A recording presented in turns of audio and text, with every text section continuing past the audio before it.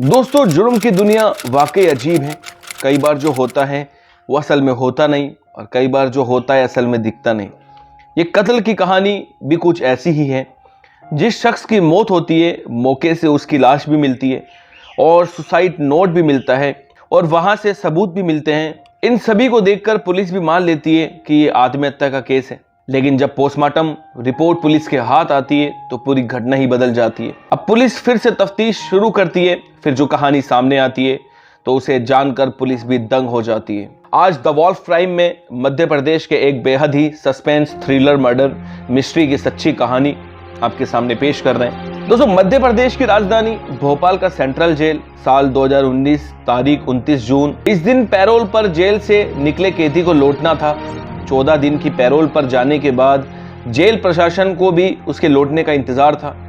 तभी जेल प्रशासन को लोकल पुलिस से एक सूचना मिलती है और सूचना ये थी कि उस कैदी की मौत हो गई है। दोस्तों, हत्या के कैदी उम्र कैद की सजा मिलने और जेल की जिंदगी से परेशान होकर उसने घर में ही आत्मदाह कर लिया, अपने आप को जला करके मार लिया। लोकल पुलिस ने बताया कि कैदी ने एक सुसाइड नोट भी छोड़ा है, हैंड राइटिंग भी उसी की है और उसमें मौत की वजह भी बताई गई है। इसलिए अब उसके शव को पोस्टमार्टम कराकर केस को बंद करवाने की तैयारी थी। ये जानकर जेल प्रशासन भी उस कैदी के केस को बंद कराने के लिए लोकल पुलिस के फाइनल रिपोर्ट का इंतजार करने लगा। दोस्तों, जिस कैदी की मौत हुई थी उसका नाम था राजेश परमार। उम्र तकरीबन 34 साल। वह मध्य प्रदेश के भोपाल के नीलबढ़ एरिया के हरिनगर में रहता था। इस पर साल 2014 में एक हत्या का आरोप था। उसी केस में इसकी गिरफ्तारी भी हुई थी। साल 2016 में उसे कोर्ट ने आजीवन कारावास की सजा सुनाई थी, जिसके बाद से वो जेल में ही था। इसी समय राजेश के पिता की मौत हो जाती है और उसी वजह से 14 दिन की पैरोल मिली थी उसे। इसलिए 15 जून को वो पैरोल से बाहर आता है। दोस्तों, 29 जून को उसकी पैरोल खत्म होने वाली थी। इस वजह से उसे हर हाल में 29 जून को जेल में लौटना था। लेकिन 29 जून की सुबह ही उसके घर से आग की लपटें निकलने लगती हैं, जिसे देख आसपास के लोगों ने पुलिस को सूचना दी। फायर ब्रिगेड की गाड़ियां और लोकल पुलिस मौके पर पहुंची। आग बुझाने पर देखा गया तो वे एक युवक बुरी तरह से जल चुका था। चेहरा और शरीर भी पूरी तरीके से जला हुआ था। देखकर ही वो मरा हुआ लग रहा था। फिर भी पुलिस ने आखिरी उम्मीद से उसे तुरंत अस्पताल में भर्ती कराया, जहां डॉक्टरों ने उसे मृत करार दे दिया। अब पुलिस ने घर की तलाशी ली तो एक सुसाइड नोट भी मिला, जिसमें लिखा था कि पिता की मौत से वो दुखी था। अब परिवार में कोई उसे पैरोल भी नहीं दिलाएगा। इस वजह से वो अब दुनिया से निराश हो चुका है। लिहाजा वो आग लगाकर आत्महत्या कर रहा है। इसके लिए कोई दूसरा जिम्मेदार नहीं है। अभी सुसाइड नोट के आधार पर पुलिस ने भोपाल सेंट्रल जेल को सूचना दी। शव को पोस्टमार्टम के लिए भेज दिया गया। साधारण सुसाइड केस की तरह पुलिस ने इसे भी इसी तरीके से बंद कर दिया। उधर पोस्टमार्टम के बाद शव को रिश्तेदारों को सौंपा गया। रिश्तेदारों ने भी शव का अंतिम संस्कार कर दिया। लेकिन उस पूरे केस में 24 घंटे बाद एक नया मोड़ आता है। अब वहां की पुलिस को राजेश परमार की पोस्टमार्टम रिपोर्ट मिली। उस समय के भोपाल पुलिस के नए एएसपी अखिल पटेल के पास नीलबढ़ का एरिया था। इन्होंने जब पोस्टमार्टम की रिपोर्ट देखी तो ये हक्के बक्के रह गए। रिपोर्ट में ये लिखा हुआ था, मौत जल करके नहीं बल्कि मौत गला दबाने से की गई है। यानी मौत की वजह आग या धुएं से दम घुटना नहीं बल्कि गला दबाकर हत्या हुई है। फिर वो इस केस की तफ्तीश में जुड़ जाते हैं। अब दोस्तों, ये कहानी किसी हॉलीवुड मूवी से कम नहीं थी। अब दोस्तों, सभी फोटो को बारीकी से देखते हैं। एक फोटो में वो देखते हैं कि मरने वाले शख्स का पैर बिल्कुल एक दूसरे से चिपका हुआ था, जबकि जब भी कोई आग से जलकर मरता है तो वो तड़पने लगता है।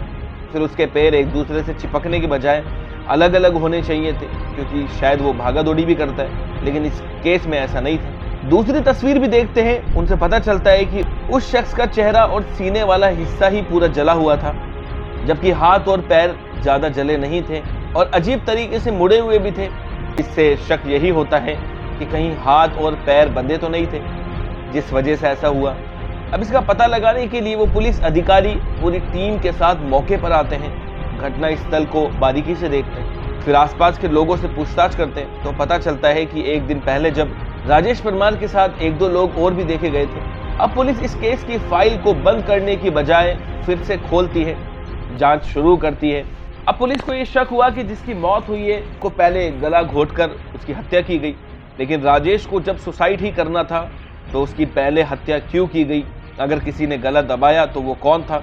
अब पुलिस के सामने ये भी सवाल था कि कहीं ऐसा तो नहीं कि मरने वाले राजेश ही ना हो। अगर ये राजेश नहीं है तो फिर कौन था? अब इन सवालों का पता लगाने के लिए पुलिस ने उसके मोबाइल नंबर का पता लगाया। फिर रिश्तेदारों के जरिए उनको एक नंबर मिला जो कि जेल से आने के बाद एक्टिव था लेकिन अभी बंद है। उसकी आखिरी लोकेशन भी भोपाल ही की थी। पुलिस ने जब उसके फ़ोन की कॉल डिटेल चेक की तो एक नंबर पर कई बार बात होने की जानकारी हुई, लेकिन जब उस नंबर पर संपर्क किया गया तो वो भी बंद था। वो नंबर था निहाल नामक युवक का। अब पुलिस के सामने निहाल को खोजने की चुनौती थी और मन में ये सवाल भी आ रहा था कि कहीं निहाल ही तो नहीं मारा गया। दोस्तों, सवाल बहुत सारे थे लेकिन जवाब एक भी नहीं था। फिलहाल पुलिस इसकी तलाश में जुट गई। फिर पता चला कि निहाल मूल रूप से बिहार का रहने वाला है और पहले राजेश के मकान में ही किराए पर रहता था, लेकिन कुछ महीने से यहाँ से दूसरे मकान में शिफ्ट हो गया था। अब पुलिस की जांच में निहाल की लोकेशन गुजरात में मिली। इसके बाद पुलिस की एक टीम गुजरात पहुँचती है और निहाल को दबोच लेती है। इसके बाद जब उसे कड़ी पूछताछ करती है तब उसने जो कहानी बताई वो बेहद ही चौंकाने वाली थी। निहाल ने बताया कि जेल से पैरोल पर आने के बाद राजेश ने उसे संपर्क किया था, फ़ोन पर बात हुई और वो उससे मिलने भी गया था। बातचीत के दौरान वो काफ़ी परेशान था, इमोशनल भी था, क्योंकि पिता की मौत के बाद उसे अब ज़िंदगी में शायद ही कभी पैरोल मिलने की उम्मीद थी। इसलिए उसने सोचा था कि वो दुनिया की नज़रों में हमेशा के लिए मर जाए और असल में ज़िंदा भी रहे। इसके लिए इसने बहुत सारी क्राइम सीरीज़ देखी थी, जिसको देखकर उसे एक खौफनाक आइडिया आया। जिस सीरीज़ का उसने नाम लिया, जिस सीरीज़ को देख करके उसने एक क्राइम किया, वो सीरीज़ का नाम हम आपको नहीं बता सकते। अब उस सीरीज़ को देख करके वो आइडिया अपनाता है और बड़ा खौफनाक आइडिया। इसके लिए उसने अपने घर में रहने वाली एक मात्र माँ को पूजा करने के बहाने 23 जून को ही बाहर भेज दिया था। इसके बाद साजिश रची। 29 जून को पैरोल खत्म होने के बाद भी उसे जेल में नहीं जाना पड़े, इसलिए 28 जून को ही किसी दूसरे शख्स को अपनी जगह मारकर दूर कहीं चले जाने की तैयारी में जुट गया था। इस काम में मदद के लिए उसने मुझे बुलाया, लेकिन मैंने साफ मना कर दिया। इसके बाद उसने 1 लाख रुपए का लालच दिया और कुछ पैसे एडवांस भी दे दिए। इसलिए उसके झांसे में मैं आ गया। मुझे भी पैसों की बहुत ज़्यादा ज़रूरत थी, इसलिए मैंने उसको हाँ भर दी। इस तरह 29 जून को पैरोल खत्म होने से ठीक एक दिन पहले यानी 28 जून को ही हम दोनों की मुलाकात हुई। 28 जून की शाम को ही दोनों घर पर ही फ़ोन छोड़कर घूमने निकले ताकि लोकेशन ट्रेस ना हो सके। इसके बाद एक पेट्रोल पंप के पास राजेश को अपने ही उम्र और लंबाई वाला एक युवक मिला। उस युवक ने अपना नाम राजू रेकवार बताया था और दोनों फिर बातचीत करते हुए दोस्त बन गए। बातों ही बातों में दोनों ने राजू को घर पर पार्टी करने और शराब पीने के लिए तैयार कर लिया।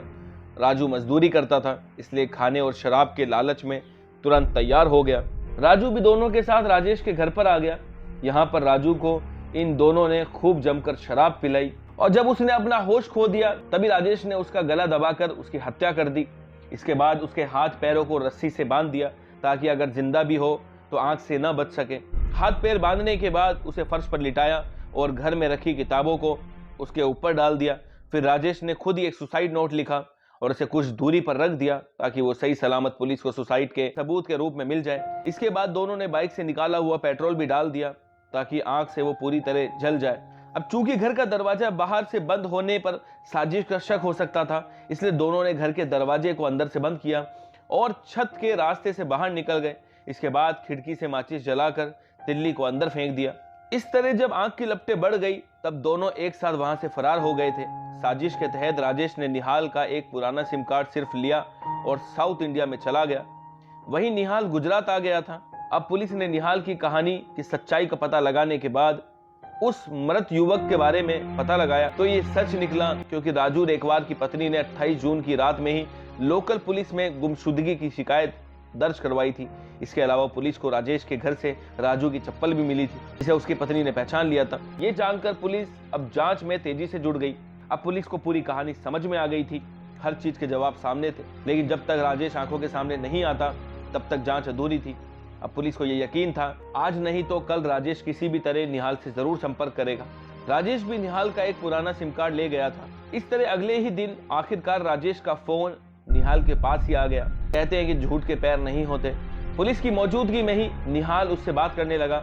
राजेश ने वहां के हालात के बारे में पूछा कि कुछ गड़बड़ तो नहीं है। निहाल ने बताया कि कोई गड़बड़ नहीं है, पुलिस को कुछ पता नहीं चला। इसके बाद राजेश ने कहा चेन्नई में उसे कुछ मदद चाहिए, अगर कोई दोस्त हो तो बताना। इस पर निहाल ने कहा कि वो जल्दी बताएगा। अब इसके बाद फोन कट हो गया। अब पुलिस ने भी राजेश को पकड़ने के लिए पूरी फिल्मी कहानी रची। इसके तहत पुलिस के कुछ लोगों को चेन्नई भेजा और उन्हें लोकल बनाकर राजेश से मिलने के लिए बोला।